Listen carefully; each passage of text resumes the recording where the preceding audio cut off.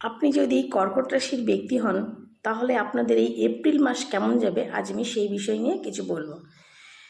কর্কট রাশির যে শনির একটা ধাইয়া চলছিল ইতিমধ্যে সেটা শেষ হয়ে গেছে, তারা সেটা থেকে মুক্তি পেয়ে গেছে।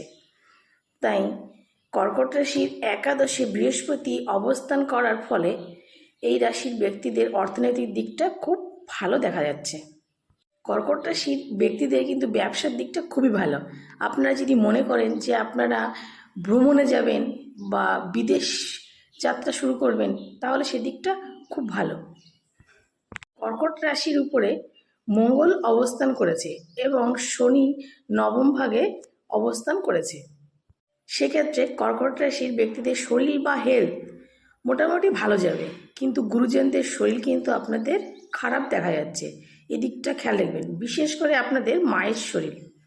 কর্কট রাশির ব্যক্তিদের যদি এই সময় পিতার সঙ্গে সম্পর্ক খারাপ থাকে বা মনোমালিন্য থাকে সেখান থেকে ভালো হয়ে যাওয়ার একটা সম্ভাবনা আছে। আপনারা যদি মনে করেন যে আপনারা বিবাহের দিকে এগোবেন বা বিবাহের কথাবার্তা চলছে তাহলে সেদিকটাও খুব ভালো দেখা যাচ্ছে। কর্কট রাশির ব্যক্তিদের এই যে শনির ধাইয়া চলে যাওয়ার ফলে ধীরে ধীরে উন্নতি হওয়ার একটা যোগ দেখা যাচ্ছে, বা সব কিছু দেখবেন ধীরে ধীরে ঠিক হয়ে যাবে। যারা পড়াশোনা করছে তাদের দিকটাও খুব ভালো, যেমন সামনে স্কুল কলেজের পরীক্ষা বা ইঞ্জিনিয়ার মেডিকেল সায়েন্স এই দিকটা খুব ভালো, আপনারা এগিয়ে যেতে পারেন। কর্কট রাশির 9th হাউসে এই যে একটা পঞ্চম ভাগ তৈরি করেছে, বুধ শুক্র শনি রবি রাহু থাকছে, এর ফলে আপনাদের কিন্তু অনেক শত্রুতা বাড়িয়ে তুলবে। এর ফলে কিন্তু আপনাদের প্রচুর ট্যাগলস করতে হবে, মাঝে মাঝে কিন্তু হোঁচট খাবেন। ব্যবসার দিকটা কিন্তু ভালো দেবে, কিন্তু আপনাদের পার্টনারশিপের জায়গাটা কিন্তু একটু খেয়াল রাখতে হবে, সেখানে কিন্তু আপনাদের শত্রুতা তৈরি করবে, এই দিকটা কিন্তু আপনারা বিশেষভাবে নজর রাখবেন।